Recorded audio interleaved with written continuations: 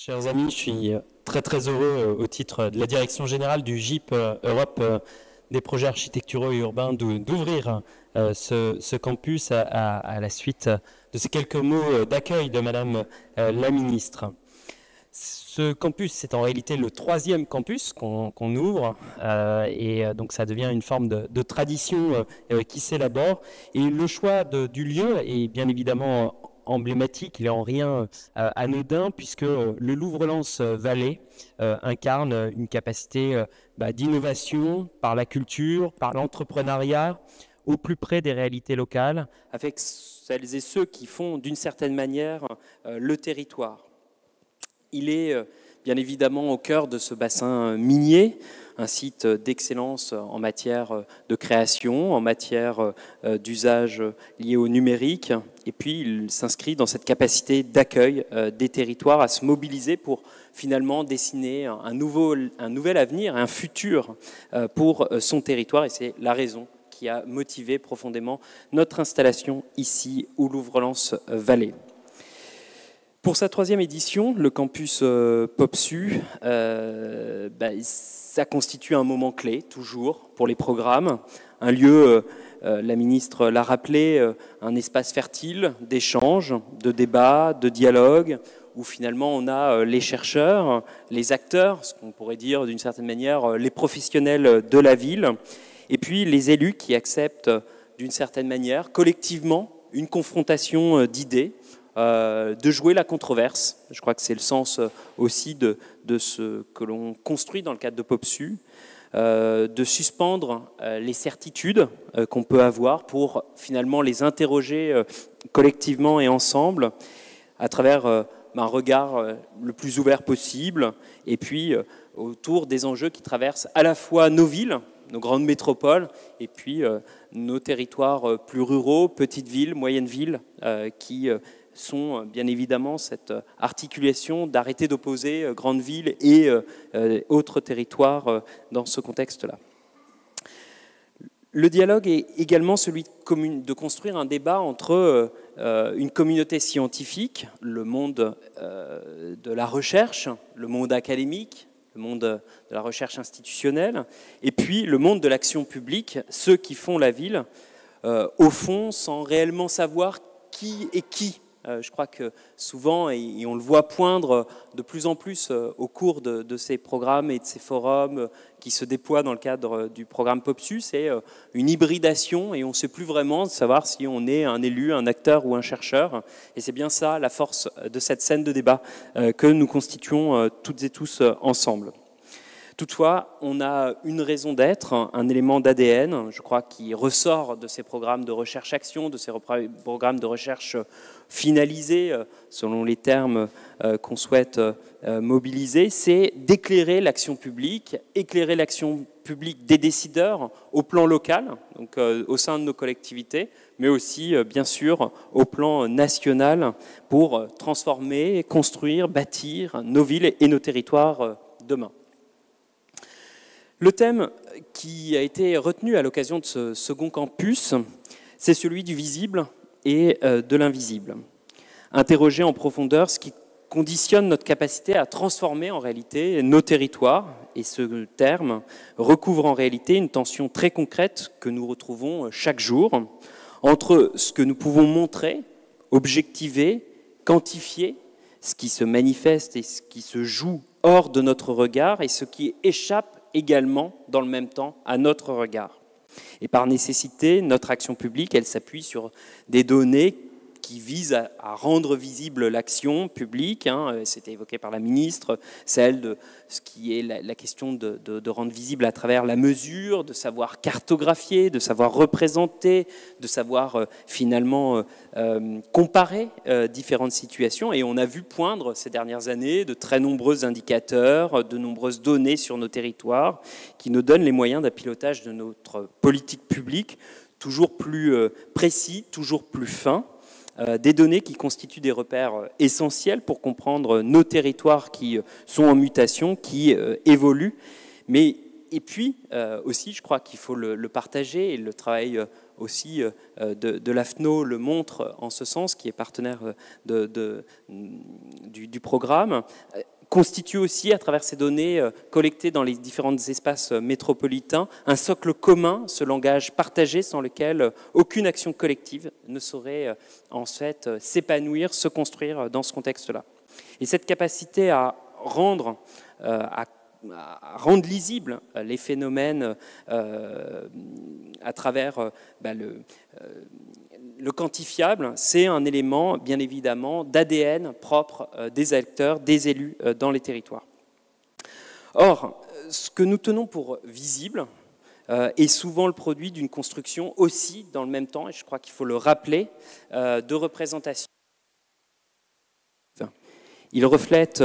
des arbitrages, des filtres et traduit ce que nous choisissons de donner à voir et par conséquent aussi dans le même temps ce que nous acceptons d'occulter. Je crois que c'est important de le souligner. S'il y a ces données tangibles, dans le même temps, il y a ce qui n'est pas rendu visible et ce que nous acceptons de ne pas mettre en évidence.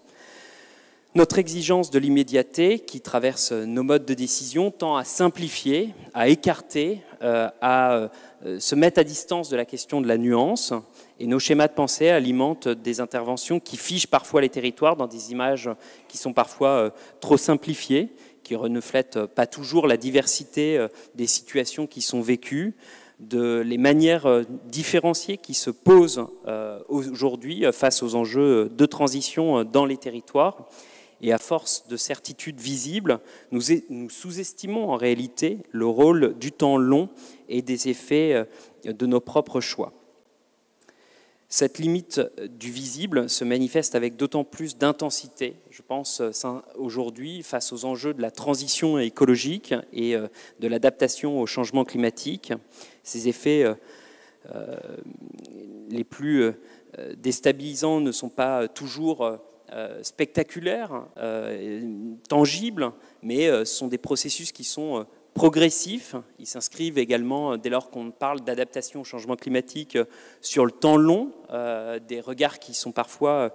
plus silencieux. Je pense en particulier à la question du recul du trait de côte, à l'érosion de la biodiversité, à la question de la précarité énergétique, l'enjeu de l'artificialisation des sols. Ce que nous voyons dans nos territoires, dans notre quotidien, nous dit en réalité d'une part ce qui se joue, c'est-à-dire des dynamiques qui transforment nos territoires à bas bruit, des flux et des transformations silencieuses, sans faire événement, qui viennent finalement reconfigurer les territoires au-delà de nos périmètres administratifs, au-delà de nos périmètres géographiques, et qui nous impose en réalité de repenser notre action sur l'aménagement des territoires, c'est-à-dire inscrire nos territoires dans un contexte face aux limites écologiques, agir sur les dynamiques foncières, orienter les mobilités, penser aussi les complémentarités territoriales et cet enjeu des réciprocités, pour reprendre le terme qui est cher à Marie-Christine Jaillet et qu'on avait largement débattu à l'occasion du forum POPSU à Nantes. C'est aussi recréer les conditions d'un lien renouvelé entre le vivant, imaginer un autre rapport aux questions des ressources, faire évoluer nos modes de construction vers davantage de réhabilitation. Le visible nous rassure, il offre des repères, il rend tangible notre action au quotidien, mais il ne suffit pas, il ne suffit plus, car en dehors de nos analyses, à côté du visible, se déploient en réalité d'autres réalités, d'autres ressources pour penser demain. Je crois qu'on a vu poindre à travers les travaux que vous êtes en train de mener, un travail sur les expériences habitantes, sur les réseaux de solidarité, les nouvelles formes et manières d'habiter, les nouvelles manières dont on s'adapte face au changement climatique, comment on fait territoire face aux multiples contraintes. Et puis, comme l'écrivait Italo Calvino dans Les villes invisibles, nos villes sont confrontées et constituées d'espaces invisibles, intimes, de mémoire, d'expériences qui façonnent les réalités. Ce que nous nommons invisible, c'est également ce que nous ne savons pas voir, car nos outils ne permettent pas de fait de le comprendre, de le rendre perceptible. Si nous voulons finalement mieux anticiper la question des bifurcations, mieux accompagner la question des territoires dans les transitions, réinvestir le sens commun dans l'action et pour l'action en faveur des territoires. Il nous faut, comme le rappelait Madame la Ministre, mais comme l'avait énoncé aussi le président du Conseil stratégique Jean-Marc Hoffner, changer de lunettes dans un célèbre ouvrage désormais coutumier des étudiants en sciences politiques, mais aussi bien au-delà, celui de l'ouvrage que tu avais consacré sur l'anachronisme urbain, sur les anachronismes urbains. Il ne s'agit pas seulement de rendre visible l'invisible, mais bien de questionner notre regard pour agir autrement. Et puis, vous l'évoquez souvent dans vos recherches pour les chercheurs, mais l'invisible, c'est aussi les invisibles de la métropolisation. Gilles Pinson l'avait dénommé dans un rapport pour PopSu les soutiers de la métropolisation à Bordeaux, notamment à travers son regard sur les femmes de ménage, les livreurs de pizza, qui sont ces fonctions métropolitaines essentielles au développement métropolitain. Et puis ces nouvelles professions, elles avaient été très largement décrites par François Hacher dans son magnifique ouvrage « Le mangeur hypermoderne », auquel je voudrais rendre hommage, et puis nous inviter d'une certaine manière à le relire à l'occasion de ce campus. Cet exemple des invisibles de la métropolisation, il nous montre, et pour conclure et ne pas être trop long, que les travaux qu'on porte dans le cadre des programmes PopSu Territoire, dans le cadre du programme PopSu Transition, démontrent l'importance qu'on doit pouvoir donner aux signaux faibles, de donner à la territorialisation de notre action publique une capacité à se projeter sur le temps long à travers la recherche. Il s'agit également de déplacer notre regard dans l'espace, aller encore une fois bien au-delà de nos périmètres institutionnels, administratifs, pour travailler sur les interdépendances, les mobilités du quotidien, les nouvelles alliances entre ville-campagne, la question du regard sur le bassin versant, au-delà des frontières aussi de l'Europe, qui a tant besoin d'une construction et d'une consolidation. Et puis, peut-être, enfin, apprendre à modifier notre regard aussi sur le temps, l'adaptation au changement climatique, la lutte contre les inégalités, la reconstitution d'une cohésion sociale sont des processus qui s'ancrent définitivement sur le temps long et qui exigent un engagement sur la durée, une capacité à investir sans voir l'immédiateté des résultats qui est attendue. Au fond, chers amis, je suis sincèrement convaincu que c'est en croisant recherche et action publique que nous construirons collectivement cet avenir, à révéler l'invisible et à construire des territoires du possible. Je voudrais remercier infiniment toutes et tous, vous remercier infiniment toutes et tous pour votre implication au sein du programme, remercier l'ensemble des partenaires, les ministères de l'aménagement, le ministère du logement, le ministère de la ville, remercier l'Institut Caisse des dépôts qui nous accompagne sur ce point, l'Institut pour la recherche Caisse des dépôts, qui depuis la création de ce programme nous accompagne dans sa mise en œuvre. Et puis, vous remercier infiniment au nom des directions de programme et au nom de la direction générale du GIP, Europe des projets architecturaux et urbains, vous souhaiter d'excellentes journées et d'excellents travaux. Merci à toutes et à tous.